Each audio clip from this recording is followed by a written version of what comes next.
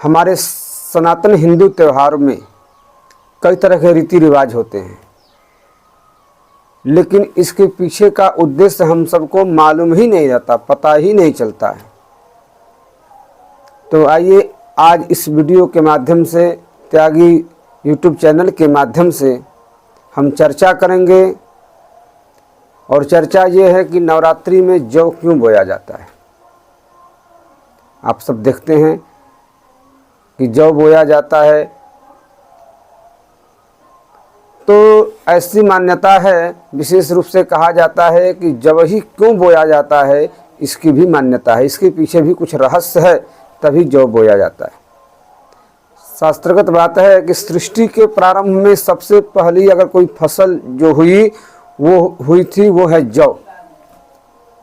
और जौ को पूर्ण फसल कहा जाता है। जौ को देव अन्न भी कहा जाता है, देव अन्न माना जाता है जौ को। और सृष्टि की पहली फसल जौ ही है। और कहा जाता है कि अन्न वही ब्रह्मा, यानी अन्न में जो है ब्रह्म होते हैं, अन्न जो है ब्रह्म है, इसलिए अन्न का सम्मान करना चाहिए। और केवल जौ बोने का ही, नवरात्रि में जौ बोने का ही महत्व नहीं है, अपितु यह कितनी तेजी से बढ़ता है ये अहम बात है। 9 दिनों में जौ कितना बढ़ जाता है, कितना बढ़ गया है, ये हमारे भविष्य की तरफ इशारा करता है। ऐसे आप खेत में जौ बोते हैं तो 10 दिन में, 8 दिन में थोड़ा अंकुरित होता है, लेकिन यहाँ नवरात्रि में दूसरे तीसरे दिन से ही जौ अंकुरित होने लगते हैं और वो 9 दिनों में जौ विराट रूप ले लेते हैं। तो और जौ को तेजी से बढ़ना ऐसा माना जाता है कि घर में सुख समृद्धि आने का संकेत है। और यदि जौ घने हरे भरे नहीं उगते हैं या ठीक प्रकार से नहीं उग पाते हैं, ठीक प्रकार से नहीं जम पाते हैं, तो उसे घर के लिए शुभ नहीं माना जाता है। ये भी एक मान्यता है।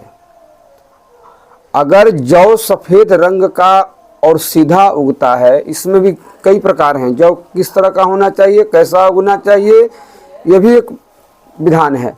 तो जौ अगर सफ़ेद उगता है और सीधा उगता है तो उसे बहुत ही अच्छा माना जाता है, बहुत ही शुभ माना जाता है, शुभ का संकेत देता है। जौ अगर काले रंग के और टेढ़े मेढ़े उगते हैं तो उससे अच्छा नहीं माना जाता है। ध्यान दीजिएगा, जौ का रंग अगर नीचे से पीला हो और ऊपर से हरा हो तो यह वर्ष की शुरुआत खराब करता है। अगर वही जौ का रंग नीचे से हरा और ऊपर से पीला हो तो वर्ष की शुरुआत अच्छी तो होती है, लेकिन बाद में परेशानी आती है, दिक्कत आती है। और बेहद विशेष रूप से जौ का उगना अत्यंत शुभ माना जाता है। हरा जौ हो, घना जौ हो, जैसे कभी कभी देखा जाता है कि कलश को ढक लेता है, तो यानी जितनी हरियाली अच्छी जौ की रहेगी उतना मन जो है अत्यधिक प्रसन्न होगा। और उस जौ में विशेष रूप से सफ़ेद जौ का उगना अत्यंत शुभ माना जाता है। तो इस प्रकार से जौ की मान्यता ये है। और शाकंभरी देवी से भी इसको जोड़ करके देखा जाता है